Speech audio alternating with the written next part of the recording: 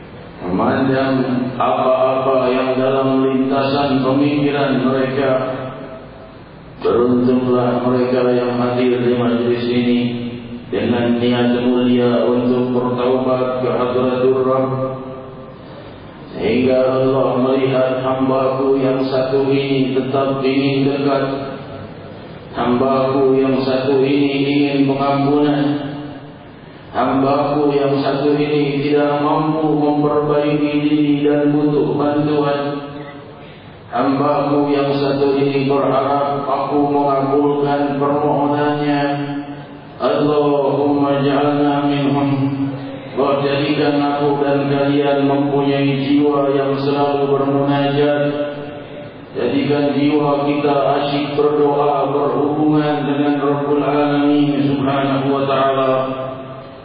Hadirin hadirat yang dimuliakan Allah, betapa mulianya jiwa yang berdoa kepada Allah, betapa indah dan bercahayanya jiwa yang bermunajat kepada Rabbul Alamin. Dan seindah-indah keadaan adalah hamba yang mengadukan kesulitannya kepada Allah. Dan semulia-mulia manusia yang berdoa adalah Sayyidina Muhammad.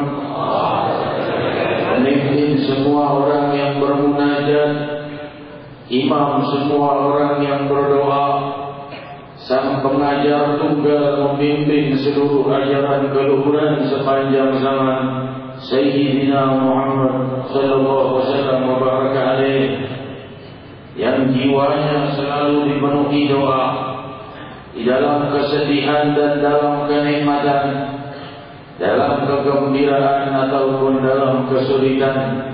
Jiwa sang Nabi dan jiwa sang idola selalu berdoa, memuji Allah, meminta pertolongan dari Allah, bermohon kepada Allah, merintih kepada Allah.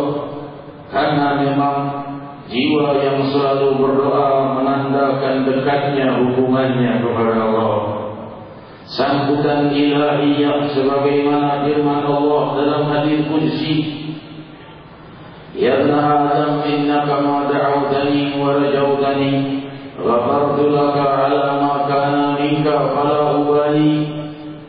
Wahai keturunan Adam, jika kau berdoa kepadaku dan berharap kepadaku, jika kau taruhkan harapanmu kepada Zatku, jika kau mau meminta kepadaku, kuhapuskan dosa-dosa kalian dan tidak kupermasalahkan lagi.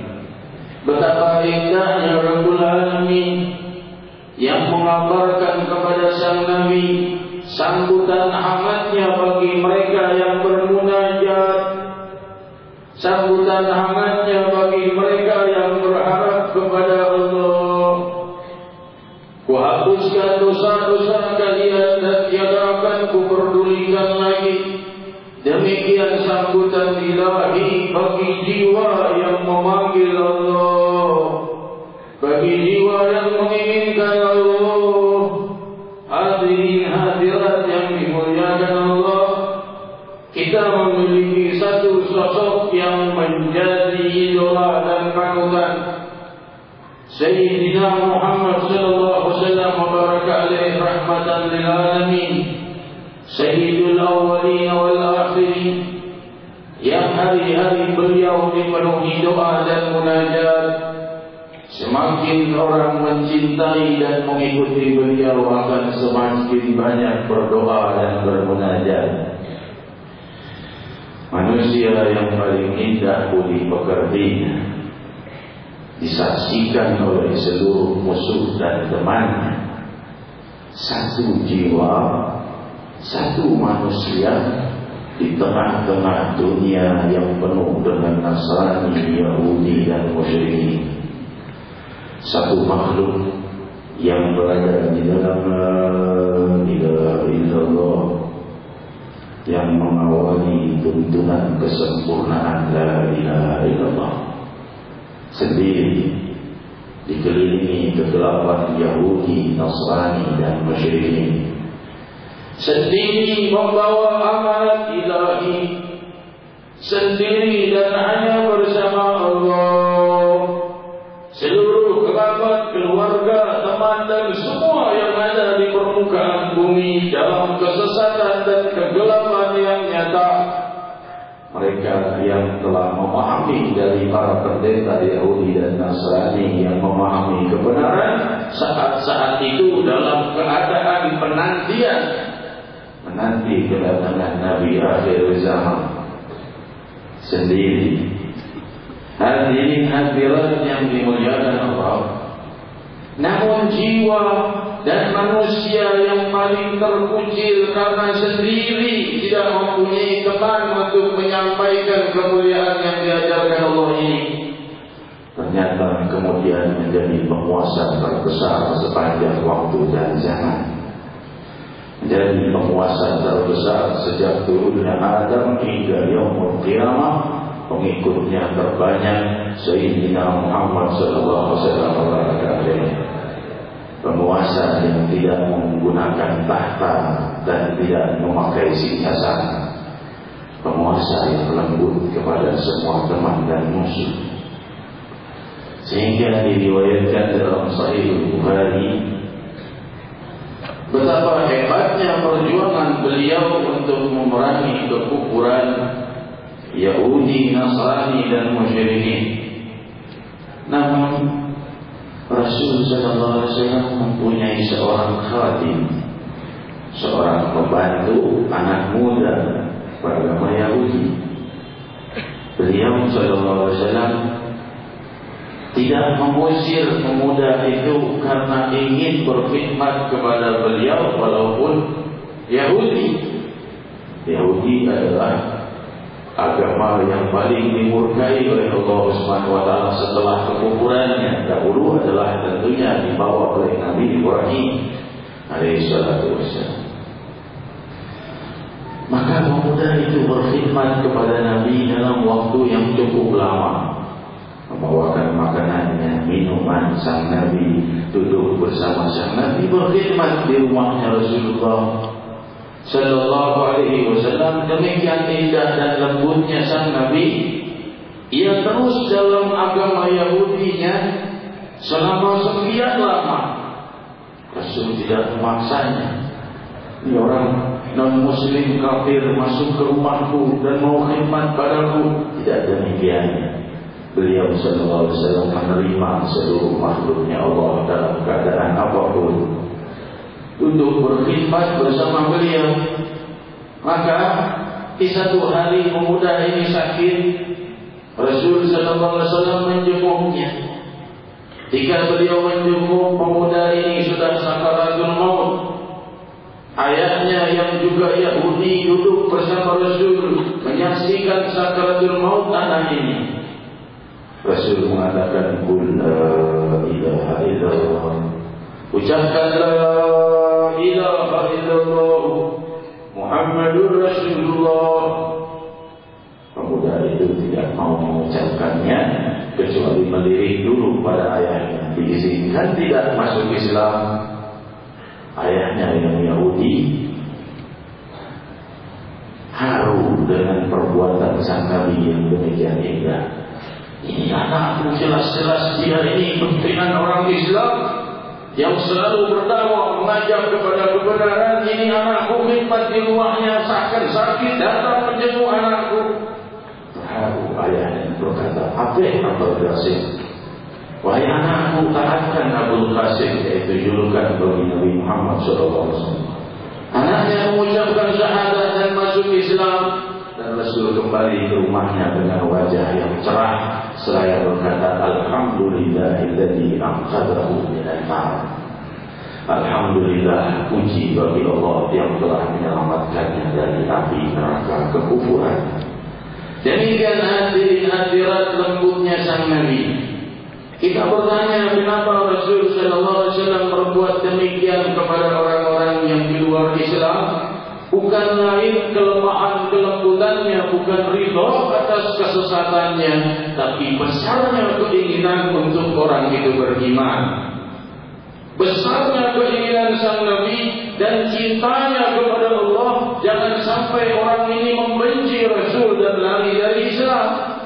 Demikian akhlak nubuwah, warisi kemuliaan budi pekerti Sayyidina Muhammad sallallahu alaihi wasallam.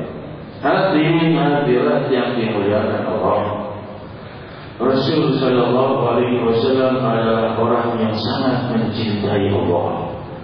Tidak ada orang lebih mencintai Allah di muka bumi melebihi cintanya Nabi Muhammad sallallahu alaihi wasallam kepada Allah. Dan beliau selalu ingin berbuat apa-apa yang dicintai oleh Allah, yang membuat Allah ridha dan senang, itu yang diperbuat oleh sang Nabi. Oleh sebab itu hadirin hadirat yang dimuliakan Allah, Rasul sallallahu alaihi wasallam mengajarkan kepada kita kemuliaan demi kemuliaan demi kemuliaan karena cintanya kepada Allah. Dan kita bertanya, kenapa para nabi yang lain tidak demikian dahsyatnya penjagaannya terhadap umat? Penjagaan beliau terhadap umatnya karena besarnya cintanya kepada Allah pula. Karena apa?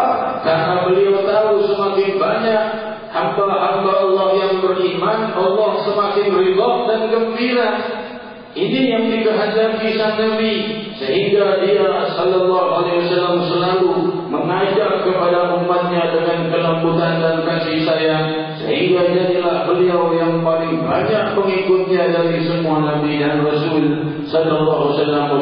Dan memang beliaulah yang paling dicintai Allah, yang paling mewarisi kecintaan Allah, yang dengan mengikuti gerak-gerik beliau sampailah kita pada cinta Allah. Hadirin hadirat, Maharaja langit dan bumi terus memandang gerak-gerik kita, memandang dan memperhatikan niat yang ada dalam jiwa kita. Allah subhanahu wa ta'ala telah menyiapkan alam setelah alam dunia, yaitu barzakh dan yaumul qiyamah. Alam yang pasti akan kita jalani dan kita lalui dan akan dilalui oleh semua yang hidup di muka bumi. Dari keturunan Adam, mereka akan melewati barzakh dan sampai di yaumul qiyamah. Hadirin hadirat, dan Allah subhanahu wa ta'ala akan memperlihatkan apa-apa yang akan kita dapatkan sebelum kita sampai di surga. Waliyadu billah, juga jika sampai di neraka, semoga Allah menyelamatkanku dan kalian dari api neraka.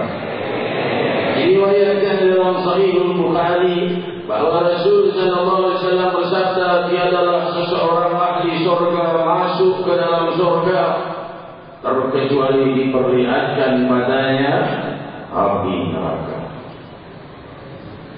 Tiada seorang yang akan masuk ke dalam surga terkecuali pasti saat dia sebelum masuk surga diperlihatkan dulu api neraka. Untuk apa? Jika dia melihat dahsyatnya dan luapan gemuruh api neraka, maka diperlihatkanlah tempatnya yang sebenarnya, yaitu surga. Ini tempatmu jika kau berbuat keburukan dan tidak beramal saleh. Dan setelah Allah subhanahu wa ta'ala mengampunimu dan kau beriman dan beramal saleh, sekarang inilah tempatmu, yaitu surga. Liyazdadu syukra, agar dia tambah bersyukur kepada Allah subhanahu wa ta'ala karena telah melihat neraka. Diriwayatkan pula dalam Sahihul Bukhari dalam hadis yang sama, tiadalah seseorang masuk neraka kecuali diperlihatkan dulu tempatnya di surga. Ini kalau kau berbuat baik mestinya tempatmu di sini. Tapi karena kau memilih kehinaan, maka tempatmu diganti dengan yang ini. Waliyadzubillah. Dia melihat kobaran api neraka, fazdadu hasrah, maka dia bertambah sedih, bertambah kecewa dan bertambah menyesal. Sehingga dia tahu betapa indahnya Allah memperbuat hamba-hamba yang beramal saleh. Hingga dia berada dalam puncak penyesalan, dan penyesalan itu akan menjadi apa? Menjadi pengurangan pula baginya daripada siksa api neraka selama ia seorang muslim. Karena semua muslim akan sampai di surga Allah subhanahu wa ta'ala. Demikian yang disampaikan oleh Nabi Muhammad SAW. Hadirin hadirat yang dimuliakan Allah, Allah subhanahu wa ta'ala menyifatkan kepada kita, disabdakan oleh Nabi Muhammad SAW,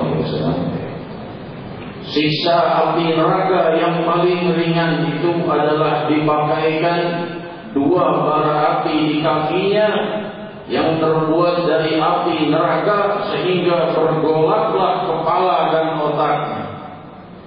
Inilah siksaan yang paling ringan, dan bagaimana siksaan yang paling berat. Inilah hadirin hadirat penjara di alam kiamah waliyadzubillah untuk penebusan dosa.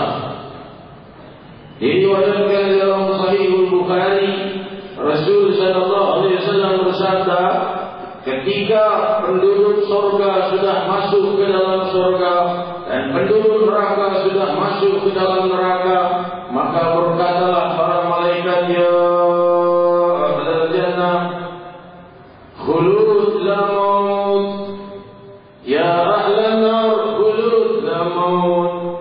Wahai penduduk surga, abadi tiada akan pernah menemui kematian.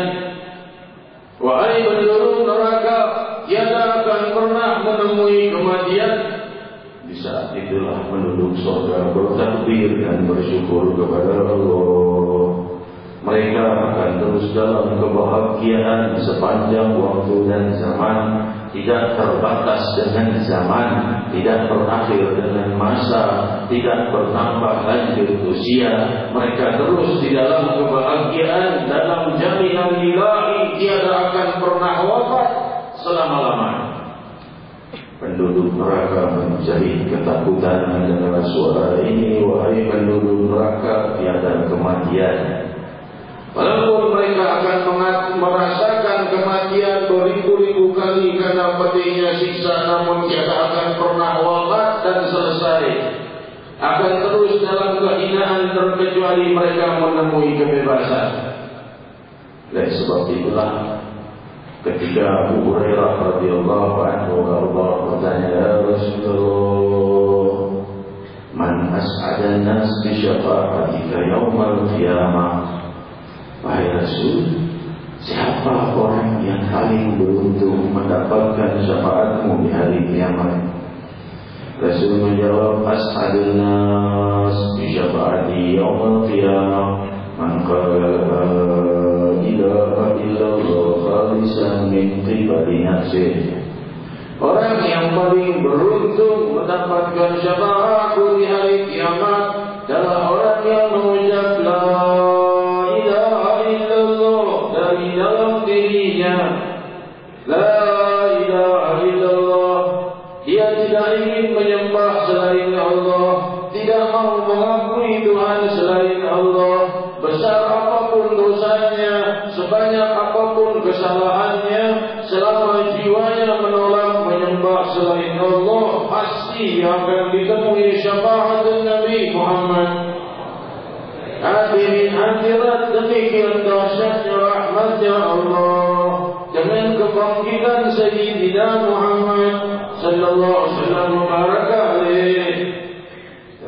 Lalu memang dengan dosa-dosa selesaikan sudah. Kalau Allah nanti bakal masuk surga juga.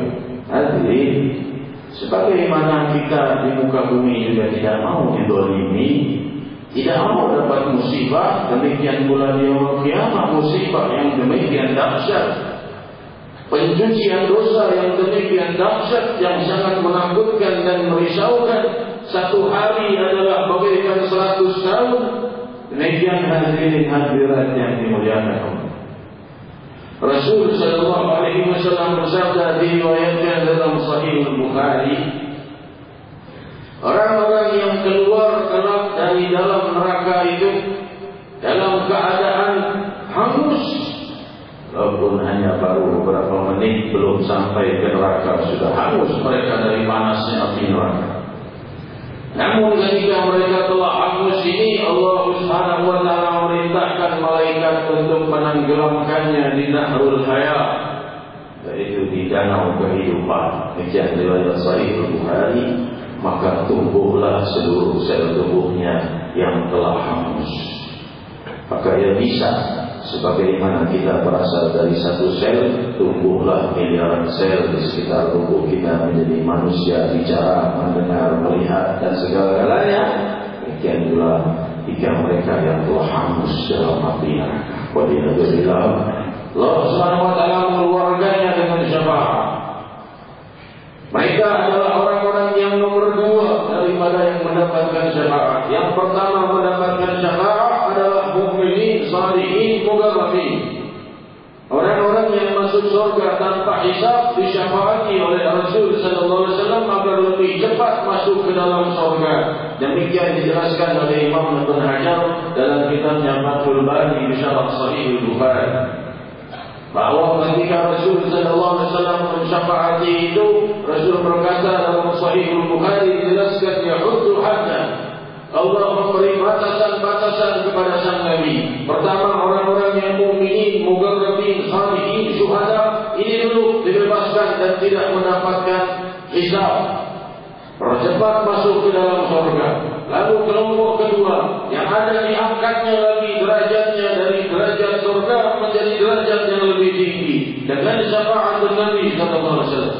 Ada pula yang diberi hak memberi syafaat, yaitu para syuhada, para ulama, para aulia diberi izin untuk memberi syafaat. Dan pula Rasul sallallahu alaihi wasallam mensyafaati batasan umat demi batasan. Imam Ibn Hajar menyebut batasannya mereka yang malas berbuat ibadah, mulai semakin tinggi mereka dari para pezina, para yang meninggalkan sholat, orang yang mabuk, dan kesemuanya ini hadirin hadirat pasti di akhir akan mendapatkan syafaat selama mereka tidak menyekutukan Allah. Walaupun terlambat, tak 1000 tahun, tak ratusan ribu tahun, tak miliaran tahun, mereka akan menemui syafaat Muhammad sallallahu alaihi wasallam. Ribuan tahun itu bukan hal yang sebentar, hadirin hadirat. Mereka di zaman sekarang ada yang menanti di alam barzakh mungkin 1000 tahun lagi untuk mencapai hari kiamat. Kita saja dalam beberapa hari terkena musibah, misalnya jiwa kita telah mulai sempit dan bingung. Lebih lagi ketika ribuan tahun tinggal di dalam bara api yang gelap dan hitam. Demikian hadirin hadirat, namun kita mengingat di sini betapa agungnya rahmatnya Allah dengan memunculkan sosok Muhammad Rasulullah sallallahu alaihi wasallam kepada kita. Imam Ibn Hajar al-Asqalani dalam kitabnya Fathul Bari Syarah Sahih Bukhari menjelaskan, menukil banyak hadis sahih dan tidak, bahwa di saat itu jika para nabi melintas di jembatan Sirat, Rasul sallallahu alaihi wasallam didatangi oleh Nabi Isa dan berkata, wahai Muhammad, alan waktu, wahai Muhammad, sekarang waktumu. Ini umat sudah pecah belah, sudah cerai berai, masing-masing teman tidak kenal temannya, sahabat tidak kenal sahabatnya. Sebagaimana firman Allah, yauma yafirul mar'u min akhihi wa ummihi wa abihi wa sahibatihi wa banihi. Hari di mana manusia itu lari dari temannya, lari dari keluarganya, lari dari ayah ibunya, lari dari anaknya, menghindar dari suami dan istrinya. Kenapa? Karena risaunya mereka atas hari yang demikian besar, takut ditunda. Dan di hari itulah Nabi Isa berkata, waktu sekarang waktumu wahai Muhammad, ini umat sudah cerai berai semua. Rasul sallallahu alaihi wasallam berdiri di jembatan Sirat menanti umat. Saat semua teman lupa pada temannya, Rasul tidak lupa dari umat. Sehingga jika beliau melihat umat beliau melintas, beliau mengenalkan dirinya, ana sahibuk. Demikian Imam Ibn Hajar menukil hadis riwayat Fathul Bari di Syarah Sahih Bukhari. Aku temanmu, kata Rasul, aku temanmu. Maksudnya semua teman bisa lupa padamu, terkecuali Nabi Muhammad tidak lupa pada umatnya sallallahu alaihi wasallam wa baraka alaihi wa alihi. Demikian hadirin hadirat indahnya syafaat Nabi.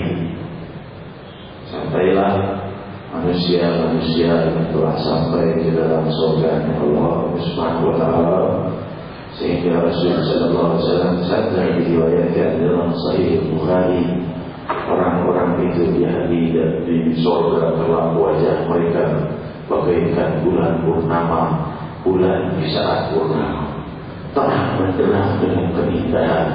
Wajah mereka dinaungi cahaya ilahi Subhanahu wa ta'ala, terang benderang.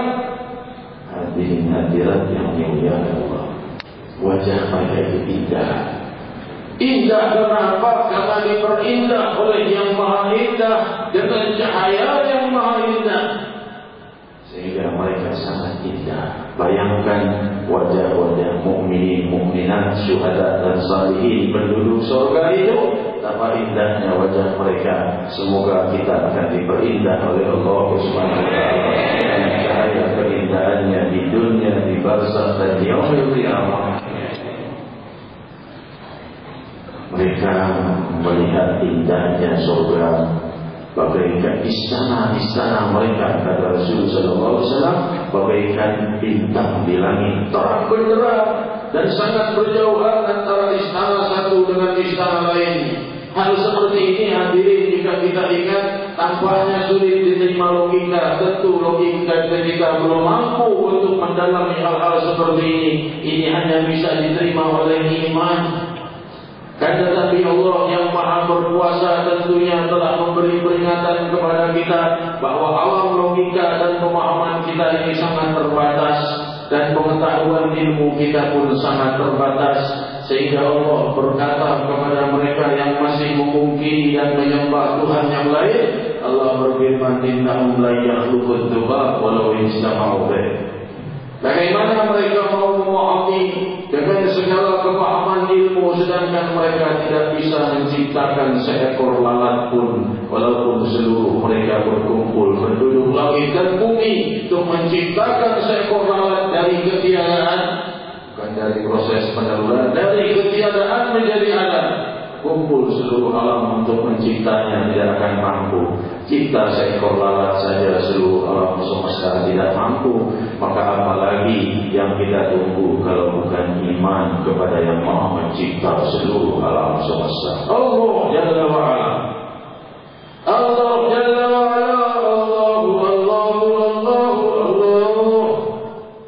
Rasul sallallahu alaihi wasallam bersabda, diriwayatkan dalam Sahih Bukhari, 3 penduduk surga telah masuk ke dalam surga. Penduduk neraka disyafaati dan mereka keluar dari neraka dan lantas diperindah oleh Allah. Masuklah mereka ke dalam surga, banyaknya bagaikan ribuan burung-burung putih. Keluar dari kemurkaan, dari penjara kehinaan Allah Subhanahu wa taala menuju surga, ribuan banyak terus dan terus masuk ke dalam surga dengan syafaat Nabi Muhammad sallallahu alaihi wasallam. Demikian riwayat Sahih Bukhari. Mereka keluar dari dalam dan menuju surga itu kasta'arir, bagaikan ribuan merpati-merpati yang masuk ke dalam, bukan seperti burung tentunya, tetapi banyaknya kira-kira seperti itu masuk ke dalam surganya Allah Subhanahu wa taala. Hadirin hadirat, lalu Allah Subhanahu wa taala berkata kepada penduduk surga, ala utikum akthar min dzalik. Wahai hamba-hambaku, apakah kalian sudah senang, araditum, sudah puas kalian? Mereka menjawab, apalagi yang membuat kami belum puas pada Rabbi. Kami masuk ke dalam surga padahal hanya kami beriman dan beramal saleh berapa puluh tahun saja. Itu pun masih banyak celah-celah dosa. Kau berikan pada kami pengampunan.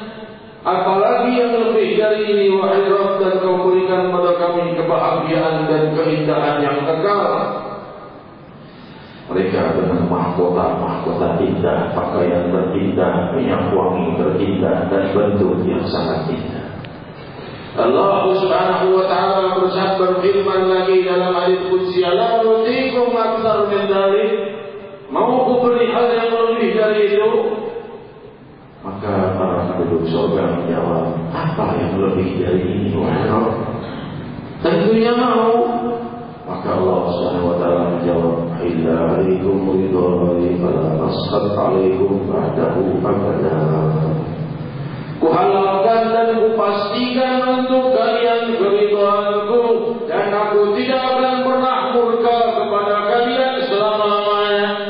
Allah menghalalkan cintanya kepada mereka dan akan selalu mencintai mereka dengan cinta yang abadi. Cinta Allah yang tiada akan pernah berakhir. Adakah dalam jiwa kita mendambakannya? Adakah kita yang memintanya? Ridha Allah yang kekal dan abadi dan tiada akan pernah berakhir. Ja'alallahu wa iyyakum minhum. Allah semoga memastikan namaku dan nama kalian di antara mereka. Pastikan nama-nama kami Rabbi yang wafat dalam husnul khatimah. Pastikan nama-nama kami memandang indahnya Zat-Mu yang maha indah.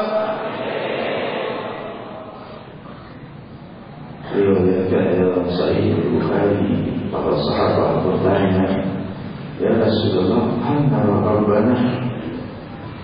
Wahai Rasulullah, apakah kami akan melihat Tuhan kami? Maka Rasulullah sallallahu alaihi wasallam menjawab, "Na'am. Hal tudahikuna min an tarawna hadal qamar min duni sahab?" Apakah kalian masih ragu melihat bulan purnama kalau tidak ada awan? Tentunya tidak, jelas sekali. Maka Rasul menjawab, seperti itu kalian akan melihat Tuhan kalian.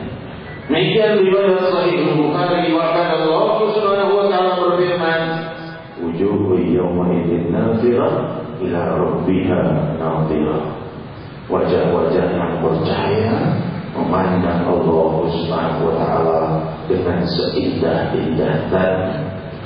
Disitulah hadirin hadirat sang Nabi sallallahu alaihi wasallam ketika berhadapan dengan Rabbul Alamin di malam Mi'raj. Di saat itu Imam Qadhiyah menukil satu riwayat bahwa Rasul sallallahu alaihi wasallam bercerita, "Aku melihat daripada tingkatan-tingkatan langit satu persatu sampai yang terakhir dan tertinggi, sampai melebihi Al-Kursi, sampai Lauhul Mahfuz, sampai Arsy dan sampai ke Hadratul Itlaq. Aku melihat berjuta-juta bentuk, berjuta-juta suara dan bermacam tasbih. Gemuruh tasbih para malaikat yang tiada pernah berhenti, yang demikian maka langit kedua gemuruh tasbih malaikat lebih dahsyat dan demikian."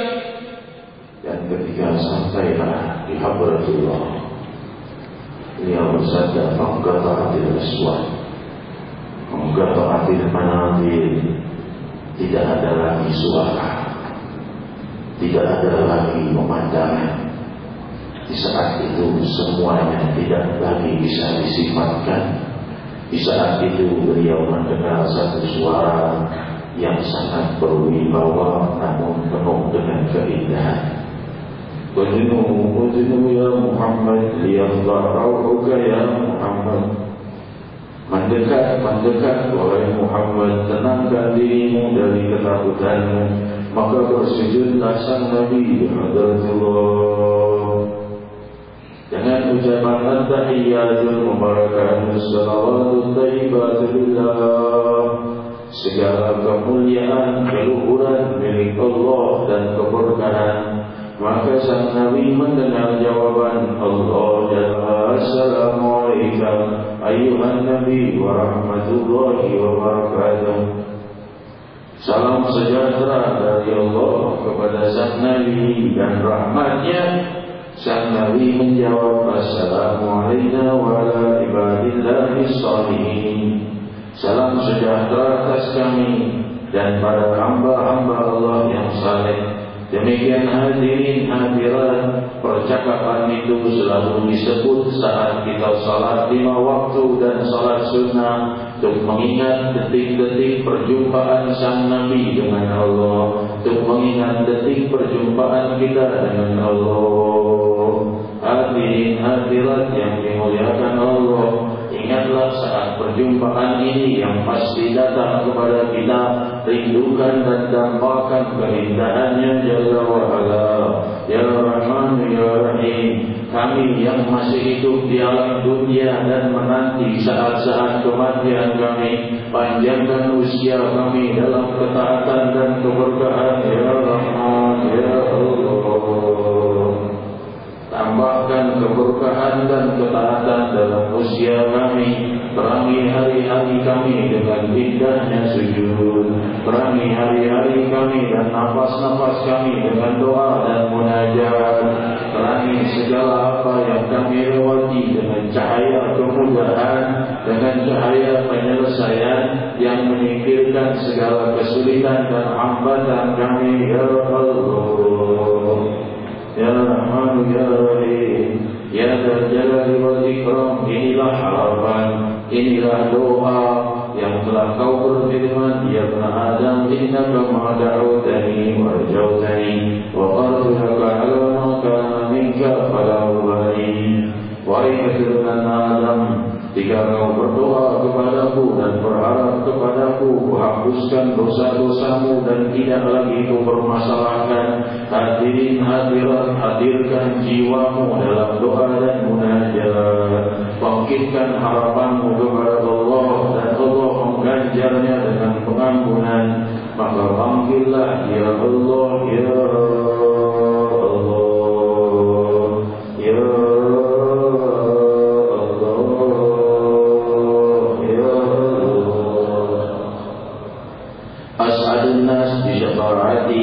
man qala la ilaha illallah khalisan min qibali nafsihi. Orang yang paling beruntung mendapatkan syafaatku di hari kiamat adalah yang mengucap la ilaha illallah dengan kesungguhan dari dalam dirinya. Hadirin hadirat, tekankan dalam jiwa kita tidak akan menyembah Tuhan lain selain Allah, tidak akan memilih Nabi lain selain Muhammad Rasulullah. Faqulu jami'an la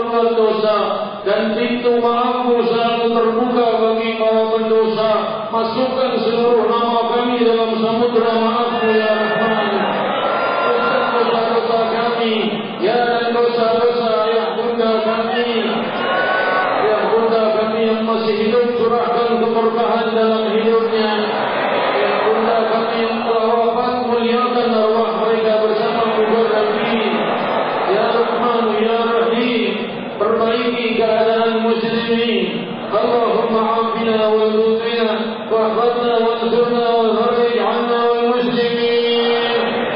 اللهم اكفنا واياهم جميعا شر مصائب الدنيا والدين. اللهم اصلحنا واصلح من في صلاحه صلاح المسلمين. اللهم لا تهلكنا واهلك من في هلاكه صلاح المسلمين. اللهم ارفع واصرف عنا وعن المسلمين الاذى والبلاء والقحط والحمى والظلم وجميع انواع الفتن والمحن والامراض والاسقام ما ظهر منها وما بطن. وادفع اللهم عنا شر الطاغين والباغين والمعتدين والظالمين بما شئت عاجلا غير عاجل بعافيه وسلامه برحمتك يا ارحم الراحمين. يا ارحم الراحمين. يا ارحم الراحمين. Ya Allah, jangan jadikan satu pun dari wajah kami yang hadir berada dalam api neraka, ya Allah. Jangan kau biarkan satu pun dari wajah kami menjerit di dalam api neraka, ya Rahman. Pastikan Rabbi kami kau haramkan dari api neraka. Haramkan kami dari siksa kubur. Haramkan kami dari desakan sakaratul maut. Halalkan bagi kami kebahagiaan dunia dan akhirat. Ya Allah, Ya Rahman, Ya Rahim. Wa qul jami'an ya Allah, ya Allah, ya Allah. Ya Allah, ya Allah, ya Allah. Ya Allah, ya Allah, ya Allah, ya Allah.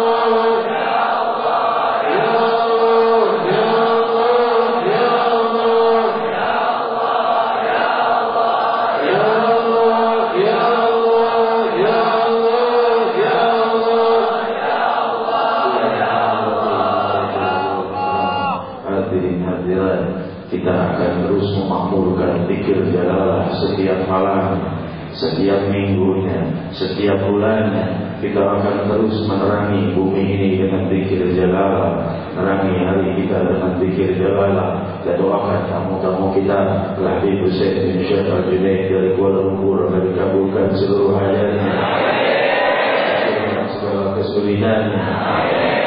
Kemudahan baginya untuk terus berjuang dalam menegakkan dakwah dan mengkoordinasi dakwah dari para penegak panji Rasulullah SAW di wilayah Kuala Lumpur dan sekitarnya. Kita doakan para tamu-tamu kita, Habib Abdullah Sagaf, Habib Ahmad Sagaf, Habib Mustafa Maulad Jalil Al-Ali, dan para habaib dan para ulama, akan dikabulkan seluruh hajat mereka. Keberkahan zahiran wa batinan atas kita semua yang hadir, hadirin hadirat. Saya mengucapkan beribu terima kasih atas kesuksesan jamaah hadir di hari kemarin di Istiqlal. Alhamdulillah acara sukses, hadirin melebihi 400.000 muslimin muslimat yang memenuhi Masjid Jami Istiqlal. Alhamdulillah, Jakarta bergemuruh dengan lafzul jalalah dan bismillah. Dan kita tidak puas berhenti di sana. Tanggal 29 Juli tepat malam Isra wal Mi'raj, Rabu malam Kamis, kita akan mengadakan tabligh akbar Isra Mi'raj dan gemuruh lafzul jalalah di Masjid At-Tin Taman Mini 29 Juli Ba'da Isya. 29 Juli 2008 Ba'da Isya di Masjid Jami At-Tin. Kita akan berkumpul lagi ratusan ribu muslimin muslimat dalam Isra wal Mi'raj Nabi Muhammad SAW, dan juga berkumpul dengan lafzul jalalah. Hadirin hadirat, kita berdoa agar acara ini menjadi sukses. Tenangkan bumi Jakarta dengan lafzul jalalah. Tenangkan bumi Jakarta dengan zikir nama-Mu ya Allah, ya Rahman, ya Rahim. Tenangkan muslimin muslimat dari segala goncangannya dengan keagungan nama-Mu ya Rahman, ya Rahim. Wa sallallahu wasallam wa baraka ala nabiyina Muhammadin wa alihi wa sahbihi wasallam. Walhamdulillahirabbil alamin.